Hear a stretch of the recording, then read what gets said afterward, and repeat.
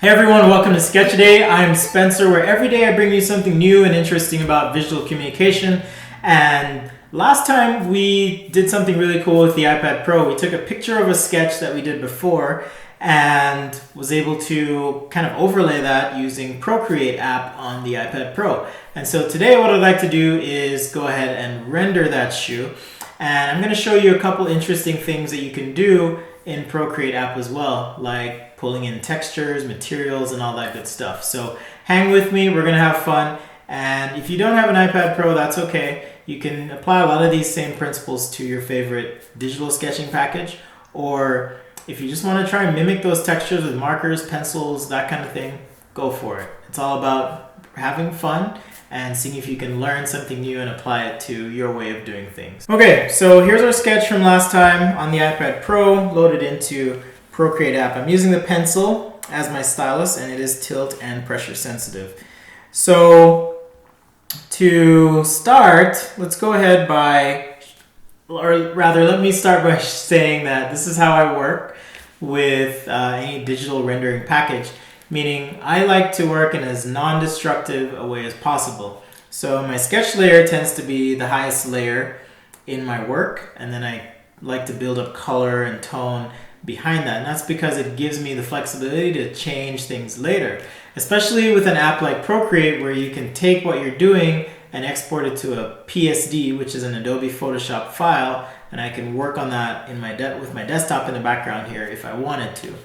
So I've created a new layer, layer 3. I'm notoriously bad at renaming things, but if you wanted to, you could tap the layer in PROCREATE and hit rename, and we could call this color 1 or red or whatever we want to call it. So I'm just going to call it color. So now I'm going to start just picking some colors to apply to this product. So for the bottom of the shoe, I'd like it to be red for whatever reason. Let's just say red is my favorite color. I've got this round brush that I like to use. So I'm going to use that and adjust the size here. And the method I'm using is the paint and erase method, or overlay method. So because my sketch is on top, I'm able to color and have those sketch lines show through and just be kind of quick about applying my color. And as the name of the method implies, I've painted, and now I've selected my eraser, and I'm erasing some of what I painted. And that's just where things have kind of bled outside the lines, okay? So a little bit of erasing there. In fact, I'm gonna go ahead and clean up my sketch just a little bit in the back, because there's some funky stuff that I'm not too happy with back here. Just clean up my lines and jump back to my red color layer here, and now I can erase some of that. Okay, so next thing I want to do is make a new layer, and I'm going to change my color, and now I'm going to paint in this little gray section here and this other section to the back. Okay, so I'm implying that they're the same material. Now because this red is right here and it's opaque, I can actually drag this gray layer behind, and now the red is obscuring parts of that gray that aren't meant to be seen because the material itself overlaps the gray material. Okay, so now let's see, let's do the tongue of the shoe. I'm going to do that as well, and I'm going to use a little lighter gray on a new layer. I've already made that, so shading in the tongue here, and now I can erase what I don't need. So pretty quickly we've got some color and tone in on our shoe. Really simple. Now the key to really making this work, I think, is having a sketch that's somewhat exciting, energetic, and has really good line quality. Because frankly, the colors beneath aren't anything to really speak of. So here's an example. I've got edges that are kind of jagged, not really looking good. But because the sketch lines have a certain energy and quality to them, it really just brings everything together. It's almost like your brain and your eyes kind of smooth it over and fill it in for you. And if this isn't your style or cup of tea, that's totally cool. But if it's something you're interested in, this is kind of how I do it and how I make it work. So with Procreate, the other cool thing I can do is, let's say I want this gray area to be textured. So I'm going to double click and jump over here to Google. And I've already Googled a few things, a mesh texture, for example. So I can look at a few of these images, or even, let's see, I'm going to go ahead and switch to the desktop view for Google Images because it's a little easier. At least I know where the things are. So for example, I want to get a large image. And I want a large image because I want some good resolution to that image for my mesh texture.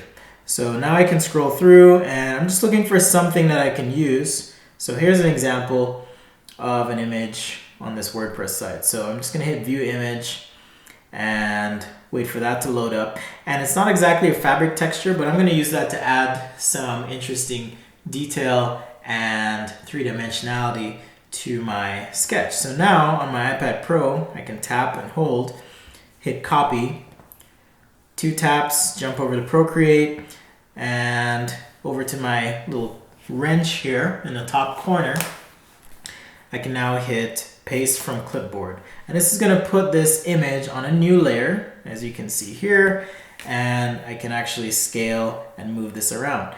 And I want this to just be in this little section. So I've scaled and moved it around to this portion here. Tap the arrow again. There's a couple filters you can apply. I'm noticing that there's some blue in here. I just want more of a grayscale. So tapping that, I can go to hue, saturation, brightness, and I'm going to take all the color out of this. So now, when I zoom in, this has no more blue tone in it.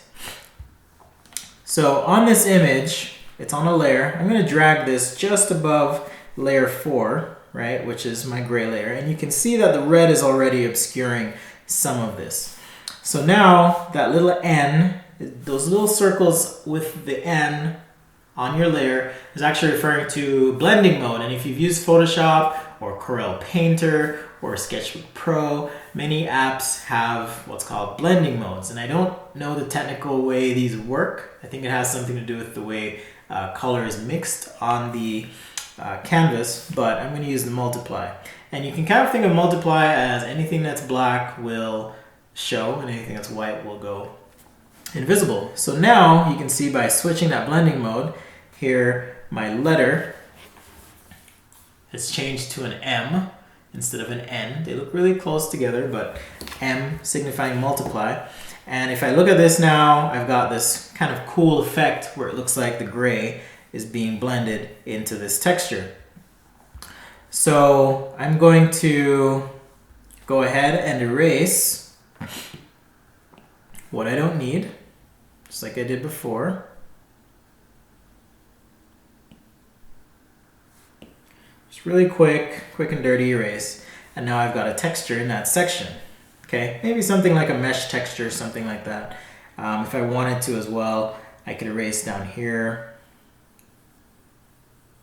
And perhaps even add a sketch line to show that the gray, oops, wrong brush, to show that the gray in this section is perhaps structural or adding some support. If you want to pick a color in Procreate, you can just tap and hold and this little manipulator shows up. And when I let go, now I have that color activated. So going back to my gray layer, if I want to add some gray here, I can do that. And then just erase what I don't need. Cool. So let's say we want this white section to have some texture as well. Well, I Googled some white leather texture. Let's see how big this image is. Has a watermark on it. So let's go to the desktop site and I want a large image. Okay, and I'm gonna pick this one right here. I'm gonna hit view image, copy this. Now I can jump back over to my shoe and paste that from the clipboard. And now I've got a leather texture that I can use. Okay, so in this case, the texture is too small for the image that I'm using. So what I'm gonna do is pick this, make a new layer, and I'm gonna paste another one of these, okay? And then I'll feather them together, okay? So let's turn this off for now and drag this one below the sketch. Same over here, below the sketch.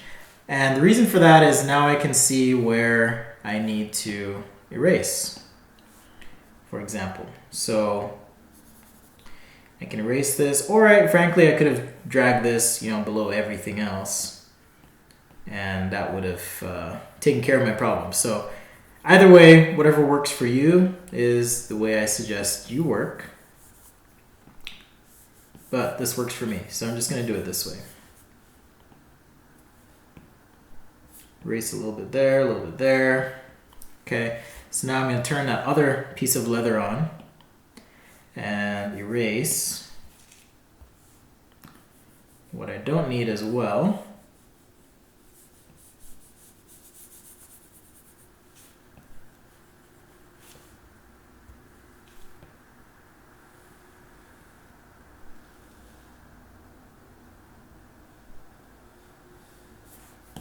Okay, and sometimes it's a little easier just to erase really slowly along the border of where you want to keep the texture, and then you can quickly come in afterwards and erase what you don't need. So now on my shoe, I've got this leather texture kind of happening, and to feather these together, I'm going to use an eraser that is soft.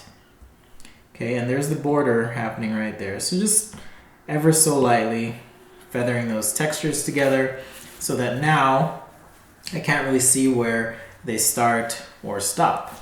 For the sock liner, I want to use a red color. So just zooming in, and this is just the lining of the shoe. So just a nice bright red, and you know what, let's just do red laces just for fun.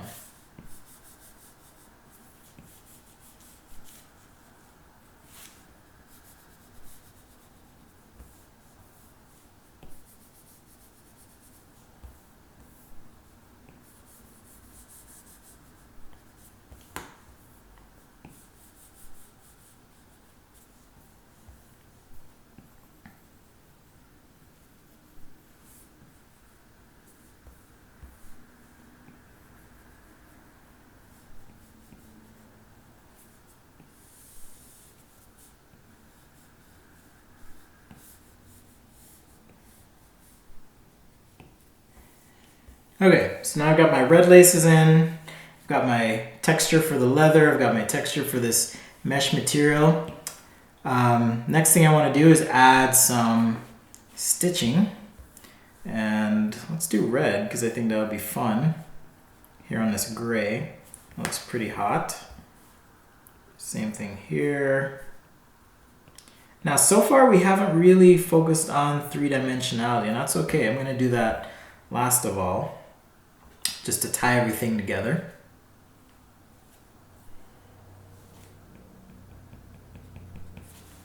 Okay, some stitching there, and maybe this back tab is red as well, but we'll just throw some quick color on that.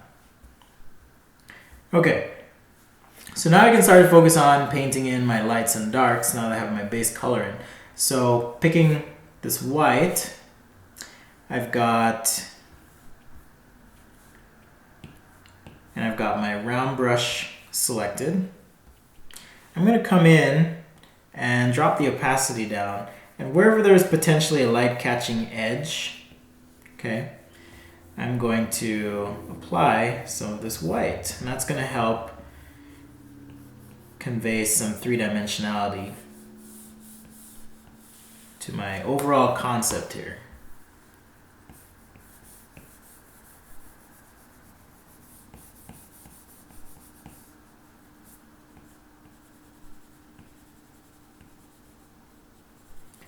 I'll do the same thing with darks to pull those together.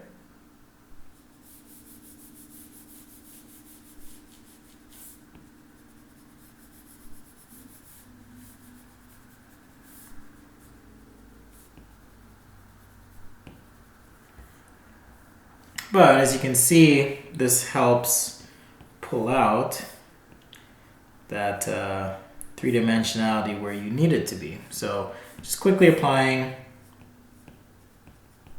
some whites here will help that start to feel rounder. And now I can jump to some darks. And for the darks, I'm actually going to switch my blending mode to multiply with that low opacity. And that's going to impact all the colors. Okay, so just on the bottom here, for example, shading in, so just to show that that's rounding over. Here on this cut in, some more dark as well.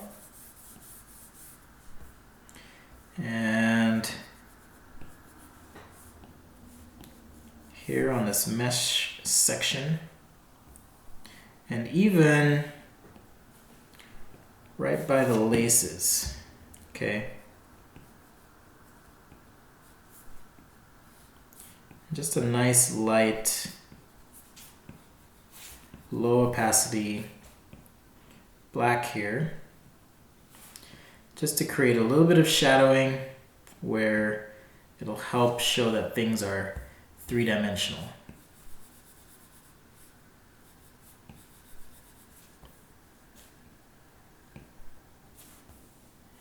All right, so the next step for this is just to apply some soft airbrush where we have potentially some shadow core happening. So for example, right around here and toward the back of my shoe, light airbrush, okay? Really light airbrush. On the bottom edge of the shoe right here, just to soften it up a little bit more. Some really light airbrush as well. And perhaps even down the tongue. And one thing I like to do with these shadow cores is just really pop the middle of them if I can, just a little bit more. So now for these little holes that are kind of breathing, I'm gonna jump back to my stencil here, and on a new layer, just add some white, okay? And I'll do that for a couple other parts of the sketch just to kind of pull out details and show, you know, maybe this little cutout in here, for example, is receiving some sort of highlight.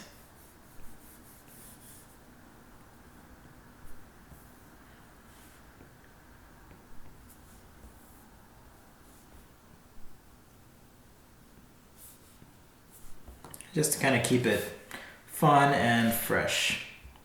And last, I always like to add, if I can, some sort of shadow just to kind of ground the whole thing. So maybe it's almost like the shoe's kind of floating on the ground just a little bit.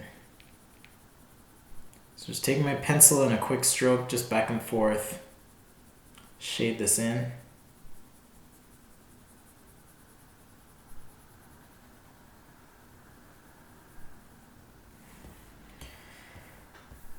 And let's go ahead and erase the nice hard eraser. Here we go. Let's go ahead and erase anywhere we kind of overshot those strokes. And for the background, I'm going to make a new layer, and with a soft airbrush that's nice and big, I'm just going to paint in just a little bit of a shadow here, where perhaps the ground plane and the backdrop are meeting up.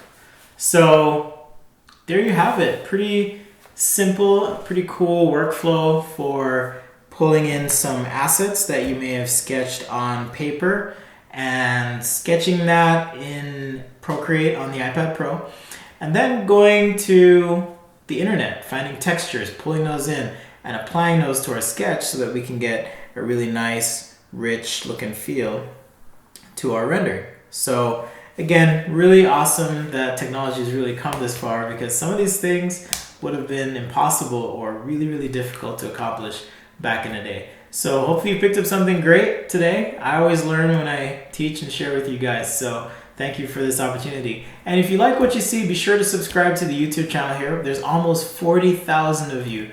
Back in September when I just started this up again, we had about 28,000 subscribers. So thank you so much for your support. Really appreciate it. If you have any questions and want to be a part of the community, leave a comment below. This week I won't be doing a Fan Friday, but next week I'd love to do one. So send your emails to sketchthis@sketchaday.com, and be sure to send me questions or artwork or things you'd like to see here on the channel. I have some left over from last time that I'll put into that video, but if you'd like to be featured this week, be sure to do that. You can find me on Instagram at sketchaday.com or on Twitter, which admittedly I don't use very much, but I'm trying to be better, at Daily Sketches. Thanks again for watching, and we'll see you next time right here on Sketchaday.